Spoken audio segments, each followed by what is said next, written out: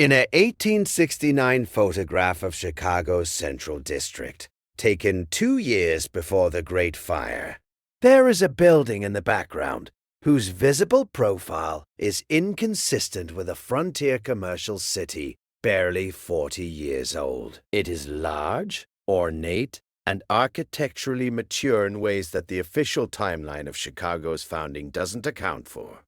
It appears in no insurance survey, no plat map, no architectural record. After October 9th, 1871, it does not appear in any photograph either. The fire took it, along with any record that it had ever existed. I want to begin with a photograph, not of the fire itself. The surviving fire photographs are few and of limited evidential value. A photograph taken in Chicago in 1869, 2 years before the fire. It shows a street in the Central District, and in the background, partially obscured by closer buildings and by the photographic limitations of the era, there is a structure that I have spent considerable time trying to identify. It is large. Its visible profile suggests height, more floors than the timber commercial buildings around it. Its facade, insofar as it can be read through the grain of the photograph and the distance of the shot, shows the kind of ornamental detail that in the post-fire rebuilding campaign would have been called Richardsonian Romanesque or Second Empire, but which in 1869 should not yet have existed in a city that was, officially, barely 40 years old. I have searched the Chicago Historical Society's architectural records for this building. I have searched the pre-fire plat maps. I have searched the insurance surveys, which were meticulous enough to document properties street by street in the years before the fire. The building in the photograph does not appear in any of these records under any designation I have been able to find. It is in the photograph. It is not in the records, and after October 9th, 1871, it is not in any photograph either. It is gone, along with 3.5 square miles of the city, along with the records that might have explained what it was. The official account of the Chicago fire is thorough and well documented. The fire began on the evening of October 8th, 1871, in or near the O'Leary Barn on Tacovin Street, on the west side of the Chicago River. It burned northeast, driven by a strong southwest wind, crossed the river, entered the commercial district, burned through the night and into the following day, and was finally stopped at the north end of the city when the wind shifted and rain began to fall early on October 10th. 36 hours roughly, from ignition to containment, 300 dead approximately, 17,450 buildings destroyed, 100,000 people left homeless, property damage estimated at $200 million in 1871 values. These numbers are documented. The reconstruction is equally documented. The city began rebuilding almost immediately. Within 2 years, the burned district had been substantially rebuilt. Within a decade, the rebuilt Chicago was the fastest-growing city in the Western Hemisphere, a showcase of American industrial and commercial capacity. The fire, in the standard narrative, was the crucible in which modern Chicago was forged. The destruction was total. The reconstruction was triumphant. Here is what the standard narrative does not address. The pre-fire city, as documented in the insurance surveys, the plat maps, and the surviving pre-fire photographs, contained a specific category of building that the post-fire rebuilding campaign did not reproduce. Not the timber commercial buildings, which were widely condemned, even before the fire as fire hazards, and which the post-fire building code explicitly prohibited in the rebuilt Central District. A different category. Buildings of masonry construction, of a scale and architectural vocabulary that the official history of pre-fire Chicago assigns to the late 1860s boom years. but which, in their material and proportional characteristics, are inconsistent with buildings of that date built by a frontier commercial city barely 4 decades old. Chicago was founded, officially, in 1833. The first permanent settlement was a trading post in the 1790s, but the incorporated town of Chicago dates to 1833. 40 years. In 40 years, from a trading post to a city with buildings of the architectural sophistication visible in the pre-fire photographs. Not the timber commercial strip buildings, which are exactly what you'd expect from a 40-year-old frontier city. The other buildings, the ones in the background of the photographs, the ones that don't appear in the insurance surveys, the ones that were gone after the fire and were not rebuilt. The rebuilding campaign's speed is the second anomaly I want to examine. 2 years to substantially rebuild a district of 17,000 buildings. Contemporary observers noted, repeatedly and with a bewilderment that the standard history tends to file under American can-do spirit, that the speed of the reconstruction was almost uncanny. Not just the speed, the uniformity. The rebuilt buildings shared an architectural vocabulary with a consistency that independent contractors working on separate lots in separate months should not have produced. As if there was a plan.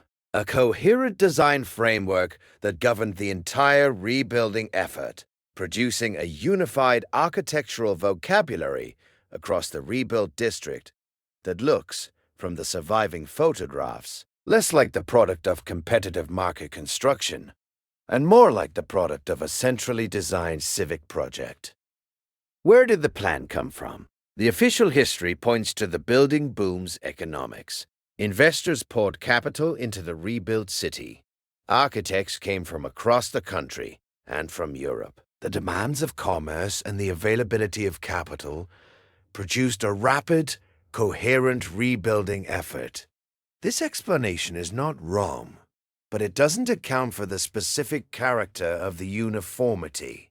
Independent contractors working with different investors, different architects. And different commercial programs don't produce a unified architectural vocabulary unless the vocabulary is being imposed from outside the individual projects. Unless there is a framework, a set of standards, a design authority whose decisions govern what gets built, regardless of the specific investors' or architects' individual preferences. The Chicago Building Code introduced after the fire is part of this framework. The prohibition of timber construction in the Central District, the requirements for masonry and eventually iron frame construction, the setback and height regulations. These all shape the rebuilt city's character, but building codes produce negative constraints. They tell you what you can't do.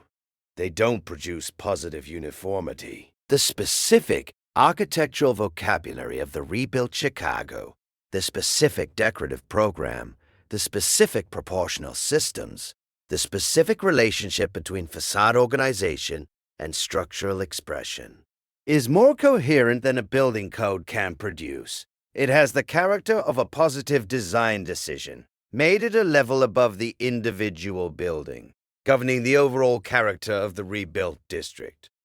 Who made that decision? The official history offers Daniel Burnham and John Root, the architectural firm that became the dominant design force in post-fire Chicago. And Burnham and Root were extraordinary architects, whose influence on the rebuilt city was real and documented. But Burnham and Root were not the architects of every post-fire building. They were not the authors of the building code. They did not govern the hundreds of individual construction projects that produced the rebuilt district. Their influence was real but not universal. The uniformity of the rebuilt city exceeds what a single architectural firm, however influential, could produce across an entire urban district in 2 years. Here is the hypothesis I want to propose. The rebuilt Chicago was not built from scratch on the ash of the burned city. It was built on infrastructure that survived the fire: underground infrastructure. The street grid that was raised in the 1850s and 1860s, the famous raising of Chicago that lifted buildings on hydraulic jacks while the streets were rebuilt beneath them, had produced a layer of below-grade infrastructure across the Central District. That infrastructure, the subsurface systems, the buried street level, the below-grade spaces that the street raising had created, survived the fire because fire, however catastrophic at grade, does not burn underground systems built of masonry and iron. And some of what was in those below-grade spaces was not the mundane infrastructure of drainage and utility that the official account of the street raising describes. Some of what was in those below-grade spaces was the architectural legacy of the pre-reset city that had occupied the site before the official founding of Chicago in 1833. The foundations of buildings whose above-grade portions the fire destroyed, but whose subsurface elements remained. The infrastructure of an urban center that predated the frontier city by an unknown but significant period.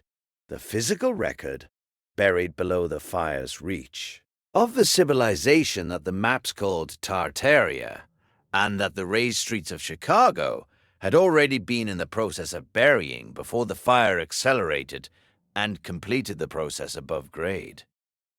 The rebuilding campaign built on those surviving foundations, used them, incorporated them into the new construction, without acknowledging what they were or where they came from. And the uniformity of the rebuilt city, the uncanny coherence of its architectural vocabulary, reflects not the design authority of any single firm, or the constraints of any building code, but the underlying geometry of the pre-existing infrastructure. Buildings built on surviving pre-reset foundations inherit the dimensional logic of those foundations. They inherit the setbacks, the structural grids, the spatial organizations of whatever was there before. The uniformity is the pre-reset city's shadow, cast upward through the new construction and expressed in the rebuilt facades that everyone photographed and admired, and called the triumph of American industry. What burned in the Chicago fire was the above-grade evidence of the pre-reset city. What survived was the below-grade evidence. What was built on top of the surviving below-grade evidence is the Chicago that everyone knows. And the Chicago that everyone knows, with its specific architectural vocabulary, its specific urban geometry, its specific structural traditions that the official history of the skyscraper credits entirely to the innovative genius of post-fire Chicago architects, is the product not just of that innovation, but of the underlying geometry of a city that was already there, already built, already organized, before Mrs. O'Leary's cow, before the frontier settlement, before the official founding, already there, in the ground, waiting for the fire to clear the surface and the rebuilding campaign to rediscover, without acknowledging, the structural logic it had inherited from the civilization it was replacing. If the post-fire rebuilding of Chicago produced an architectural uniformity that no combination of independent contractors and building codes can fully explain, and if that uniformity reflects an underlying geometry that was already in the ground, what was Chicago built on top of? And why did the fire happen to clear exactly what needed to be cleared? Share your theory in the comments, and send this to someone who knows Chicago history and has never quite believed the official story.